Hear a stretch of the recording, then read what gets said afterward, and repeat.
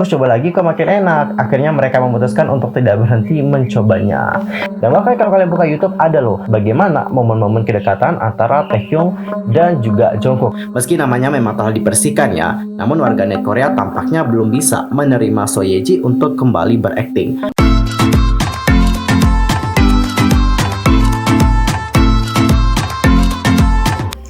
Annyeonghaseyo Cigudul, Yusokim Imida, welcome back to my YouTube channel. Lah gimana sih kabarnya hari ini? Baik-baik aja dong ya. Dan buat kalian yang lagi dalam kondisi yang nggak baik-baik aja, keep fighting guys, don't give up. Untuk hari ini kita itu akan ngebahas tentang topik-topik terhangat seputar dunia per K-popan yang pastinya sangat sayang banget untuk dilewatkan. Dan supaya kalian tidak ketinggalan update informasi terbarunya, kalian dapat langsung saja subscribe channel aku, bunyi loncengnya serta like and comment kepada teman-teman yang lain. Dan berikut adalah pembahasan selengkapnya. Oke guys, untuk pembahasan pertama kita akan mulai dulu ngebahas tentang Jungkook. Seperti yang aku lihat tadi malam, nama Jungkook ini menjadi topik perbincangan hangat di Twitter. Salah satu hal yang menyebabkan hal itu terjadi adalah dikarenakan budaya shipper yang terjadi di kalangan penggemar. Jadi seperti yang kalian tahu bahwa banyak dari para penggemar itu yang suka menshipperkan para idol K-pop dengan idol K-pop yang lain. Dan salah satu hal yang paling banyak dilakukan adalah menshipperkan idol cowok dengan idol cowok. Dan mengenai Jungkook, dia ini seringkali dishipperkan dengan Taehyung. Dan kalau nggak salah ya, setelah aku searching, ternyata nama shipper mereka itu adalah Taekook, Taehyung Jungkook. Dan kalau kalian buka YouTube sekarang ya, kalian cari Taekook moment, itu sudah banyak sekali muncul momen di antara Taehyung dan juga Jungkook. Ada salah satu hal di sini yang membuat para penggemar itu menjadi geram adalah tentang sebuah postingan. Postingannya kayak gini, aku bacain ya. Caption, Jungkook itu datang untuk menonton Jimin. Dan habis itu Jimin ini kayak nyanyi filter. Habis itu ada Q yang bertanya sama dia, itu ada leher di luka. Dijawablah sama si yang rabbit ini siapa sih? Jungkook. Jimin. Oh, Jimin yang simbol rabbit, sedangkan Q itu Jungkook ya. Habis itu dijawablah, kemarin sebelum rehearsal aku minum sama Jimin Hyung. Kita main terus aku gendong dia muter-muter sampai dia pusing terus aku digigit. Well, kayak gitu guys. Habis itu ada juga postingan selanjutnya. Awalnya coba gigit ya, terus coba emut-emut ke enak, terus coba lagi kok makin enak. Akhirnya mereka memutuskan untuk tidak berhenti mencobanya.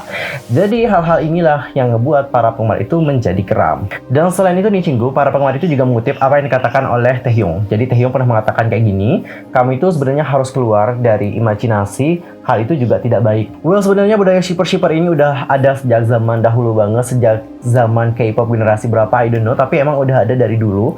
Dan budaya shipper ini merupakan salah satu hal yang digunakan oleh para penggemar untuk mengkonsumsi budaya K-pop. Dan biasanya ya, penggemar-penggemar yang suka menshipperkan idol K-pop itu punya imajinasi yang berbeda. Ada yang suka menshipperkan idol cowok x cewek, dan bahkan ada yang suka memasangkan idol K-pop yang sesama jenis.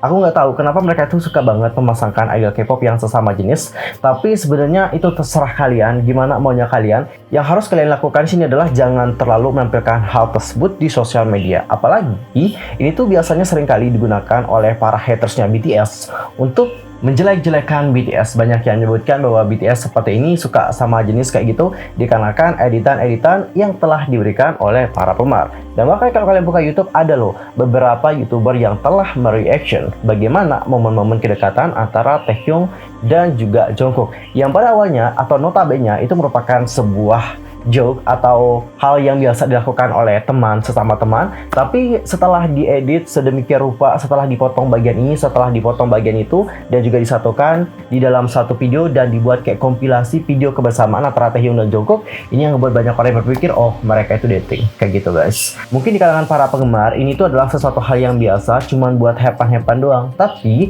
sayangnya untuk orang-orang yang non penggemar itu menganggapnya beda. Mereka malah menganggap ini tuh adalah sebagai hal yang sangat aneh gitu. Dan ini juga kerap kali dijadikan senjata oleh mereka untuk memberikan kritikan kepada BTS. Dan sebenarnya guys ya, hal-hal seperti ini sudah kita bahas di video sebelumnya, sudah kita bahas khusus pada saat itu. Jadi seperti yang aku baca-baca sih, dikarenakan banyak penggemar yang suka menshipperkan idol cowok dan juga idol cowok dan idol cewek dengan cewek, ada loh agensi yang memaksa artis mereka untuk melakukan skinship yang berlebihan terhadap sesama jenis kayak gitu. Ada kayak gitu. Bukan hype label, tapi ada juga agensi, tapi agensinya nggak disebutin karena kalau disebutin bisa berabe dong ya masalahnya. Lalu kenapa dia melakukan hal tersebut? Hal itu dikarenakan mereka itu melihat di sini ada peluang. Jadi peluang ini itu akan membuat nama grup mereka itu menjadi naik. Apalagi untuk idol yang dimaksudkan, ini itu dapat mengangkat nama mereka. Jadi ini yang membuat agensi di sini menyuruh mereka untuk melakukan gay skinship. Dan bahkan ya guys, yang lebih parahnya adalah para penggemar itu itu juga kerap kali membuat yang namanya fanfiction. Kalau mereka ngebuat fanfiction biasa berdasarkan imajinasi mereka yang cerdas, itu sih nggak oke ya. Tapi kebanyakan orang-orang itu ngebuat fanfictionnya itu berlebihan, sampai ada adegan sesama idol cowok lagi. Gimana tuh perasaannya ya? Kalau idol cowoknya ngebaca tentang hal tersebut, pasti mereka marah. Jadi nggak heran kalau pada saat itu di Korea Selatan sendiri itu sudah banyak banget dari netizen yang sudah membuat petisi untuk memboikot penulisan fanfiction, sehingga para idol K-pop juga tidak perlu resah terhadap penggunaan diri mereka sebagai tokoh dalam cerita fanfiction yang sangat-sangat liar. Kesimpulan untuk topik yang satu ini adalah kalian itu terserah sukanya sama idol cowok X cowok atau idol cewek X cewek, terserah kalian. Tapi jangan sampai kalian itu membuat nama idol kalian menjadi jelek dikarenakan kesukaan kalian. Terutama buat yang suka ngedit-ngedit, motong-motong, dan membuat kompilasi dan ngupload ke YouTube, itu tolong dikurangin mulai dari sekarang. Karena takutnya idol yang melihat hal tersebut juga merasa kayak aneh, dan ini yang ngebuat interaksi antara mereka nanti kayak renggang. Gak mau dong ya hubungan antara idol K-pop kalian di sana menjadi renggang dikarenakan praduga yang telah kalian berikan, dan kalian juga pasti tidak mau melihat idol K-pop kalian di-judge dan dianggap sebagai orang yang LGBT dikarenakan apa yang telah kalian lakukan. Terserah kalian aja sih gimana mana, aku di sini cuma memberikan saran kepada kalian semua. Dan sekarang kita akan lanjut ke berita yang berikutnya. Dan untuk berita yang berikutnya, kali ini datanya dari netizen Korea yang telah menolak rencana So Ye Ji untuk comeback berakting. Jadi pada tanggal 7 September 2021, aktris So Ye Ji itu dikabarkan mendapatkan tawaran nih untuk membintangi drama baru GVN yang berjudul Ip Scandal. Tawaran itu sekaligus mengindikasikan bahwa sang aktris segera comeback ke dunia akting. Terkait tawaran itu, gold medalis mengaku artisnya memang sedang mempertimbangkan tawaran drama yang berkisah tentang cinta terlarang itu.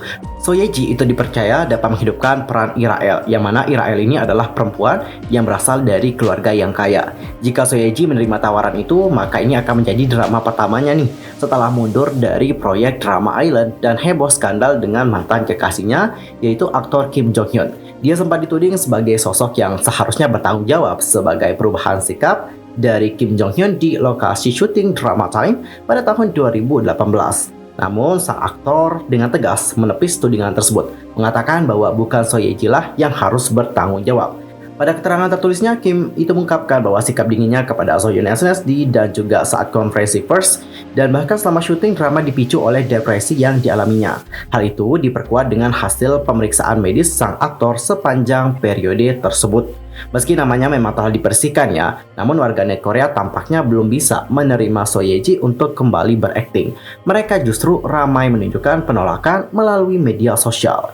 Dan kalau kita lihat dari berbagai artikel yang dirilis oleh media online, seorang warganet mengatakan bahwa dia penasaran siapa orang yang ingin dimanfaatkan oleh So Ye Ji untuk bisa mendapatkan peran tersebut. Ada banyak sekali aktris kompeten di negara ini dan kenapa harus dia yang dipilih? Begitulah opini dari netizen tersebut. Mungkin So Ye Ji dipilih karena memang dialah yang cocok untuk memerankan karakter tersebut. Meskipun diketahui memang banyak aktris ternama ya guys, tapi tidak semua artis itu dapat masuk ke dalam peran. Ada beberapa artis yang dapat memasuki peran tersebut sehingga dapat menghidupkan peran tersebut. Meskipun memang banyak artis yang benar-benar kayak hebat dan juga ternama, tapi tidak semuanya dapat menghidupkan peran itu. Dan aku rasa memang So Ye Ji dapat memainkan peran tersebut dengan baik. Sementara warganet lainnya itu mewanti-wanti TVN untuk berpikir ulang deh, menjadikan So Ye Ji sebagai aktris utama drama tersebut. Dan lainnya juga menilai bahwa nggak semudah itu bagi So Ye Ji untuk bisa memperbaiki image-nya yang sempat tercoreng dikarenakan skandal. Well guys, gimana pendapat kalian tentang So Ye Ji yang ditolak untuk kembali berakting ini? Apakah kalian merasa di sini tindakan yang dilakukan oleh warganet sudah berlebihan atau bagaimana nih? Langsung saja sampaikan opini kalian di kolom komentar ya. Oke guys, berita tadi menutup perjumpaan kita untuk hari ini. Saksikan update berita dari dunia perkepopan di next time di channel aku. Aku mohon maaf sekali lagi kalau ada salah baik dalam ucapan, sikap, tindakan, dan sebagainya. I'm so sorry banget. Dan mungkin ada salah informasi, jangan suka-suka untuk koreksi aku dengan cara komen di kolom komentar. Annyeong, kamsahamnida. Goodbye.